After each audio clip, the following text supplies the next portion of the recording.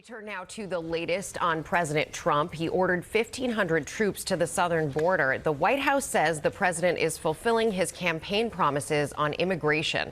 Senior political correspondent Rachel Scott is tracking the latest. Good morning, Rachel.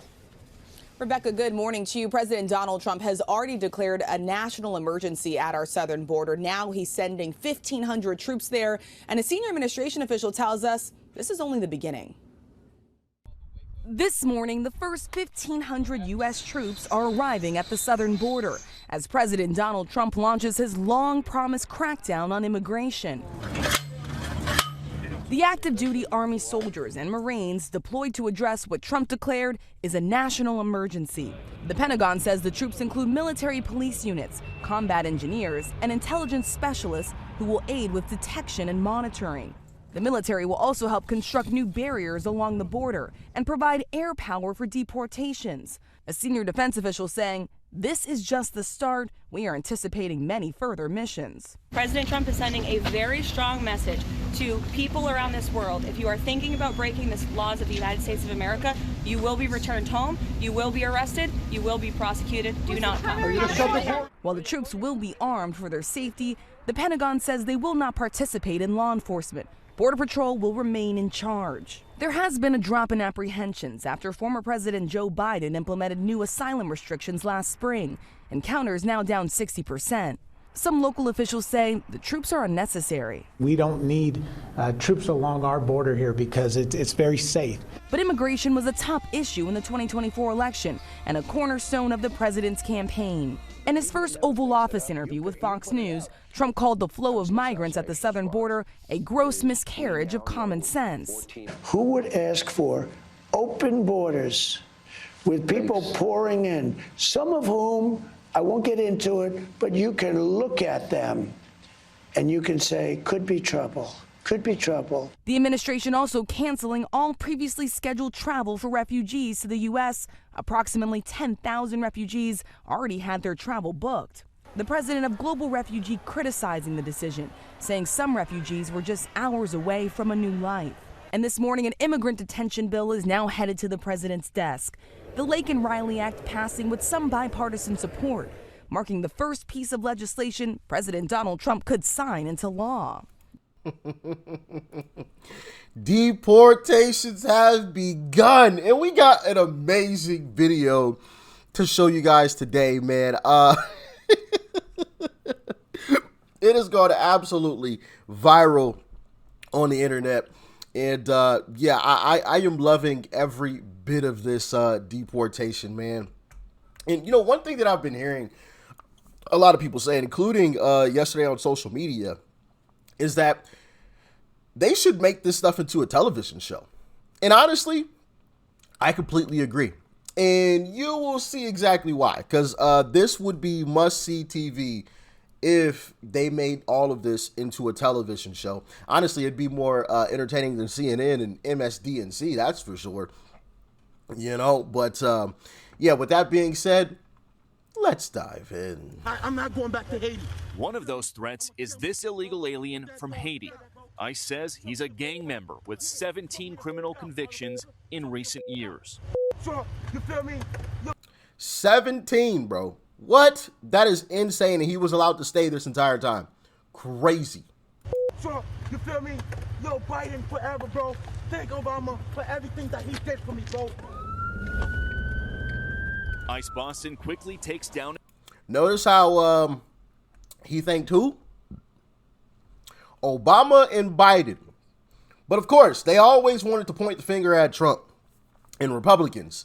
But you just heard this illegal say, hey, thank you to Biden and Obama. Thank you for all you did for me. So whose fault is it really that we have had an open border? That we have all these illegals here? I think they're thanking the person that's responsible, or the people that are responsible for having them here. Anyway, carry on. ICE Boston quickly takes down its next targets, including this illegal alien from Brazil who has an Interpol red notice for armed robbery. This Salvadoran illegal alien charged locally with rape and released by a sanctuary jurisdiction. Señor, ¿cómo se llama? And this Dominican Disgusting. illegal alien charged with assault with a deadly weapon and heroin trafficking. Officers also arrested this Guatemalan MS-13 gang member facing gun charges. ICE says he was released from local custody just the day before. Their detainer request was ignored because of sanctuary policies. And in a sign of shifting priorities with the new Trump administration, this man, who was in the same apartment as the target, was also arrested after ICE determined he's also in the U.S. illegally. This is what ICE calls collateral. So you guys got your main target just now, but you got somebody else. What just happened? So our main target was released by a sanctuary jurisdiction, not honoring a detainer. That person was released back into the community, and when we went to go find him, he's with somebody else who was previously removed from the United States. So he's going to go today too. And that is exactly what border czar Tom Homan has warned would happen. Bingo. And you know the funny thing about this with Democrats is they think not participating, like you just heard, because Sanctuary City not alerting the authorities, hey, we have an illegal here, but just releasing him and letting him go about his business, even though he committed a very terrible crime. Anybody who is out here committing crimes like those should not be staying in this country. But if they just would have been like, hey, we have this guy here, he's an illegal, you can come to the jail and pick him up, then they wouldn't have discovered the other illegal that he was with. So that's the funny part about, you know, what these Democrats are doing is that they're making ICE go out into the community and find these illegals who could potentially be with other illegals. So, hey, go ahead. More illegals will be deported this way. But, you know, suit yourself.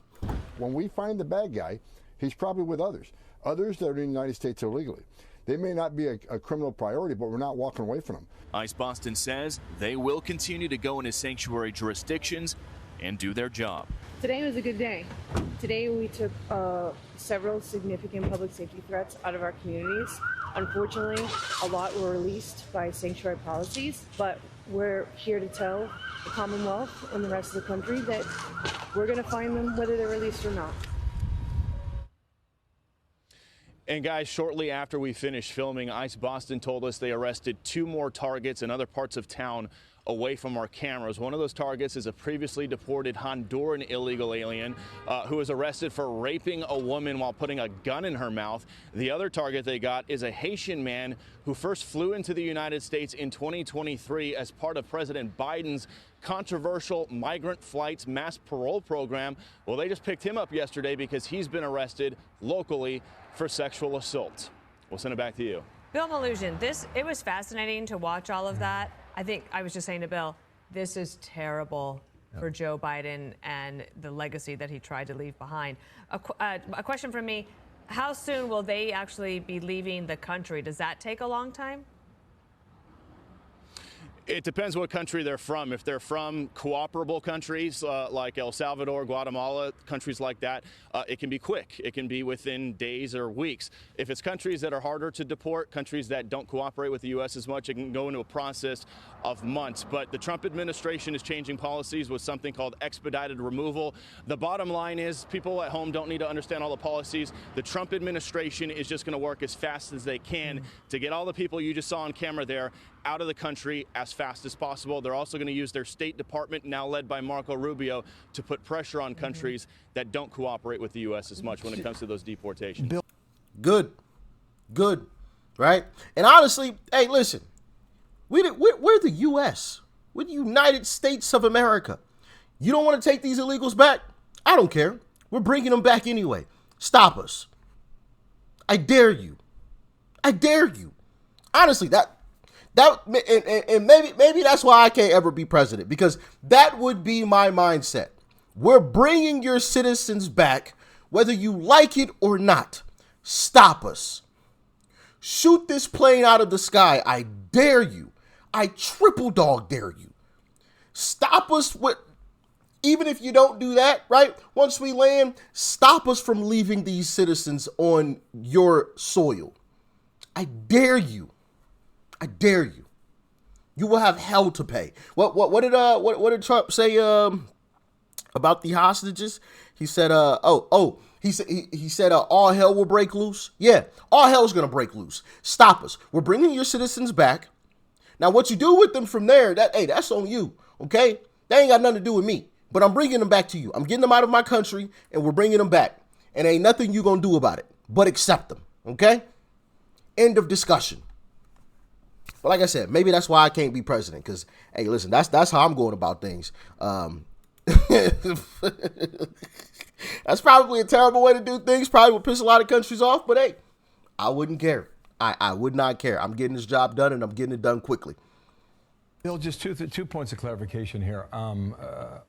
It seems a lot of these crimes are associated with sex crimes. I'm just looking at the list a bit earlier today. I don't know if that generally is the case or not. And second, if Boston's a sanctuary city, how are they allowed to do this? Because we told there would be resistance. Boston doesn't have to cooperate with ICE, but there's nothing they can do to stop ICE from coming into their city and enforcing the law. And that's exactly what happened yesterday. And that's the point ICE makes to us is, look, they don't have to cooperate with our detainer requests.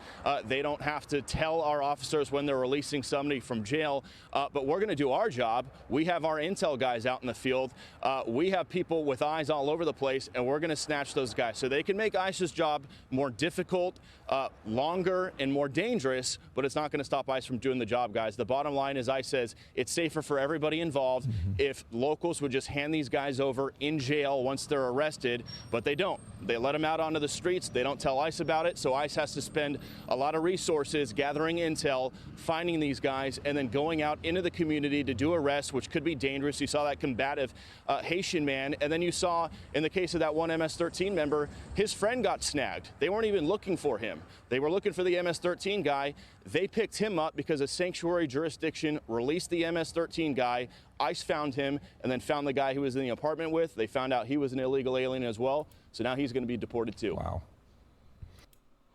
Great job, Democrats. Great job. Not only did you fail this country by opening the borders and lying to us the entire time, saying the border was secure, which we'll never forget about that. Next election, come the midterms, which, speaking of midterms, we got some Republicans we're going to have to primary and get up out of here too. But I'm going to make a whole separate video about that. Lisa Murkowski is one of the senators that's going to have to be up out of here. But anyway, so yeah, that is something that we will never allow Democrats to ever, or this country to ever forget. That Democrats blatantly lied to us. Blatantly lied. The border is secure. The border is closed. Meanwhile, millions upon millions of illegals were flooding into this country the entire time, and they knew it. They knew it. And now they want to play the sanctuary city, releasing criminals who are illegals back into our cities and our states, where obviously we're raising our families and putting us at risk, all for what? To try to win an election by allowing illegals to vote, giving them citizenship? Because I think that was the ultimate plan, right? I think that's why they wanted so many here. I mean, I don't see any other reason why they would want all of these folks here who just come from random countries, and some of them, they don't even know who they are or where they came from or where they went, right? If Kamala had won, all of these illegals would have been given citizenship. They would have become citizens, and obviously we know which way they would have voted. You heard the Haitian guy from at the very beginning of the clip. Thank you, Joe Biden. Thank you, Obama, for what you did for me. F Trump. You see what I mean? But now I am so happy, one, that we got Trump back in office, but two, that, hey, he didn't hesitate on these deportations. I mean, they literally started the next day after inauguration, and the ball is rolling, and they're rocking and rolling. And I'm loving watching this. Like I said, and like other people have said, I think they should turn this into a TV show. They should turn this into a TV show. Really. Who was that? Dog the Bounty Hunter. You guys remember that show? I think he was from Hawaii or something, if I remember correctly. Dog the Bounty Hunter, the guy with the long hair, and he was out there catching criminals and stuff. Like, they should make it into a TV show like that. I think it would be great. It would be a hit in my book, but y'all let me know what you're thinking, man. Good to see. Good to see. A lot more to come. Peace and love. I'm out.